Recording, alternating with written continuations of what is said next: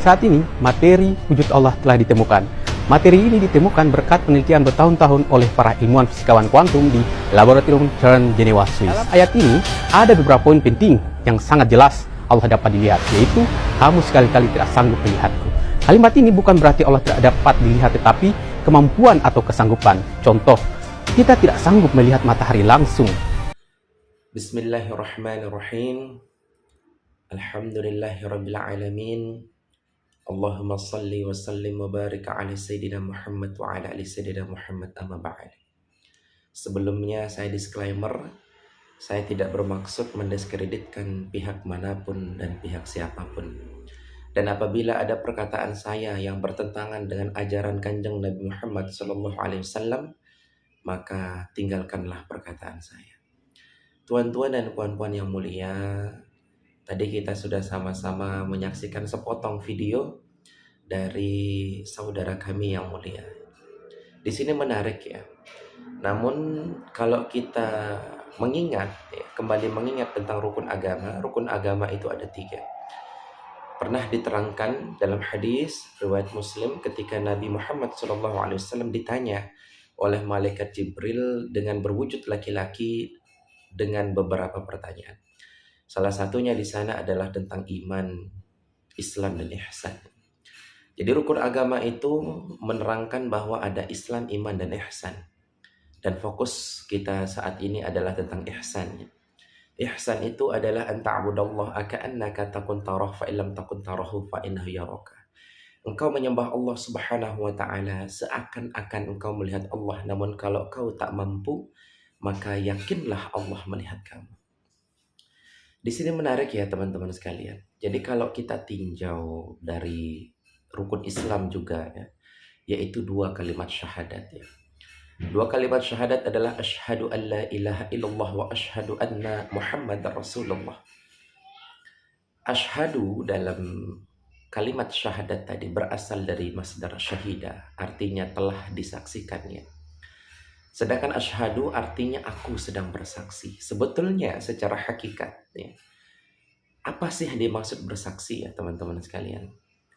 Jadi yang dikatakan bersaksi itu adalah melihat, mendengar, merasai, mengenal, menyaksikan dan mengalami sendiri. Nah, itu yang dimaksud dengan bersaksi. Maka jika kita tinjau secara makna hakikat bahwa tidak sah kesaksian seseorang jika dia tidak tahu apa yang dia saksikan ya. Begitu pula dengan menyaksikan Allah Subhanahu wa taala. Allah Subhanahu wa taala secara makom hakikat itu memang harus benar-benar disaksikan. Cuman Allah Subhanahu wa taala tidak tersentuh oleh indera kita ya. Maka Allah Subhanahu wa taala tidak bisa dilihat oleh mata kasar ya. Dan tidak bisa didengar oleh telinga kasar. Cuman di sini menarik ya teman-teman sekalian. Ketika kita membahas tentang ketauhidan atau keesaan Allah Subhanahu wa taala, tatkala ada orang yang mengaku-ngaku atau mengarang lah ya, mengatakan bahwa aku melihat Allah dengan zatnya, itu saya rasa mustahil ya. Kenapa demikian? Karena ini akan melanggar kaidah keesaan atau kaidah ketauhidan. Karena kalau ada yang memandang dan ada yang dipandang, maka ada 2 hal di situ. Maka keesaannya hilang. Lalu bagaimana caranya? Artinya bahwa Allah Subhanahu wa taala itu dipandang, zat Allah Subhanahu wa taala itu dipandang tidak dengan diri kita, melainkan dengan Allah itu sendiri. Artinya sifatlah yang memandang zat. Artinya Allah lah yang memandang kepada dirinya sendiri. Ini memang video singkat, tapi kalau tuan-tuan dan puan-puan yang mulia betul-betul belajar secara tertib, nanti akan memahami makom ini.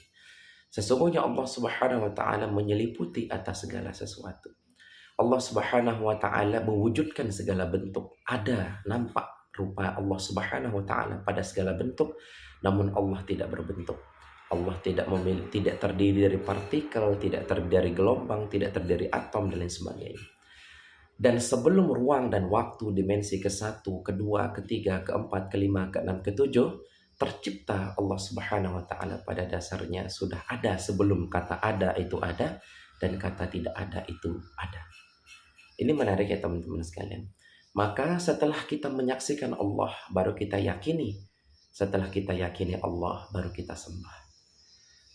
Karena Allah Subhanahu wa taala bukan pikiran, ya. Allah Subhanahu wa taala bukan bayangan.